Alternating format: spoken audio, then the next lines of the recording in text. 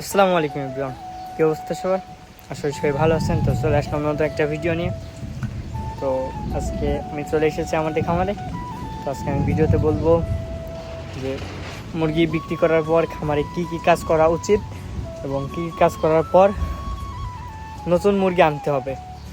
তো এগুলো কাজ অবশ্যই করতে হবে, না হলে আপনার ভবিষ্যতে মুরগিদের পালন করার ক্ষেত্রে মুরগি কম বাড়বে এবং মুরগি মরার সম্ভাবনা বেশি থাকবে। তো দেরি না করে সম্পূর্ণ ভিডিও দেখতে রাখুন কি কি করি। দেখতে পাচ্ছেন আমাদের মুরগি মাত্র একটা আছে। তো আমাদের মুরগি ছিল মোট 50টা মতো। তো আমরা সব বিক্রি করে দিছি। তো এ হলো আমাদের খামারের পরিবেশ। তো আমরা এখন আবার নতুন করে মুরগি আনবো সেই চিন্তা ভাবনা করতেছি। তো দেখতে পাচ্ছেন বাইরে বৃষ্টি হচ্ছে, তো বৃষ্টি পানি। তো আপনি মুরগি বিক্রি করার পর কি কি কাজ করবেন, কি কি কাজ করণীয় এবং কি কি কাজ করলে আপনার ভবিষ্যতে মুরগিগুলো ভালো বাড়বে এবং রোগ ব্যাধি কম হবে।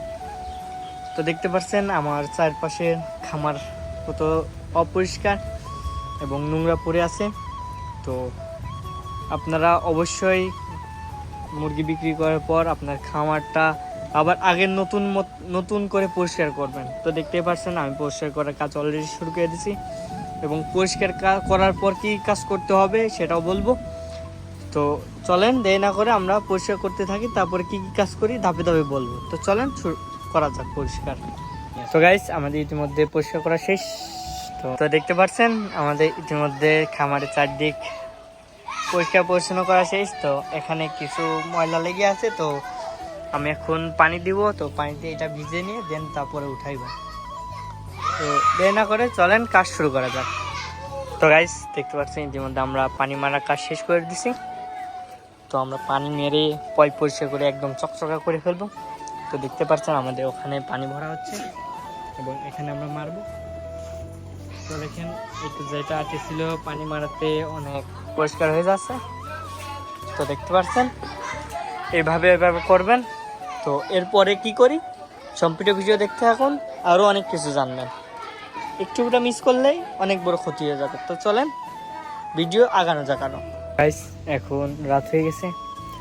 তো আমি খামারের কি পরিষ্কার করলাম তো এখন দেখাবো। গাইস দেখতে পাচ্ছেন যে আমাদের খামারের চারদিক পরিষ্কার করা শেষ এবং আমরা এখন কি কাজ করব। তো পরিষ্কার করার পর তো দেখতে পাচ্ছেন আমি বাজার থেকে মাত্র নিয়ে এলাম চুন।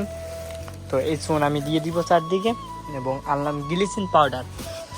তো এই দুইটা দিলে আপনার রোগ ব্যাধি বা জীবাণু যাই থাকবে ইনশাল্লাহ মরে যাবে এবং নতুন করে বাচ্চা আনলে তাদের রোগ কম হওয়ার সম্ভাবনা খুবই বেশি থাকবে। তো দেখতে পাচ্ছেন আমাদের ইতিমধ্যে আমরা এটা দেওয়ার জন্য চলে এসেছি খামারে। তো দেরি না করে চলেন দেওয়া যাক চুন। তো গাইস আমরা ইতিমধ্যে আমাদের সেই খামারে তো আমরা চুন দিয়ে দিছি। তো দেখতে পাচ্ছেন চারপাশে পরিবেশ। তো আমরা যেভাবে দিলাম এইভাবে আপনারা চাইলে দিতে পারেন। তো আপনি এই কাজ করলে আপনার ভবিষ্যতে বাচ্চারা ভালো গ্রোথ হবে এবং বাচ্চার খুব তাড়াতাড়ি বড় হবে এবং বাচ্চাগুলো ভালো থাকবে, রোগ ব্যাধি কম হবে। তো দেখতে পারলেন আগে কী ছিল তো এখন কী ছিল। তো দেখলেন তো কী কী কাজ করবেন মুরগি বিক্রি করার পর। তো আজকের মতো এইটুকুই। যা চ্যানেল নতুন অবশ্যই সাবস্ক্রাইব করে দেবেন। তো ভালো থাকবেন, সুস্থ থাকবেন, আল্লাহ হাফেজ।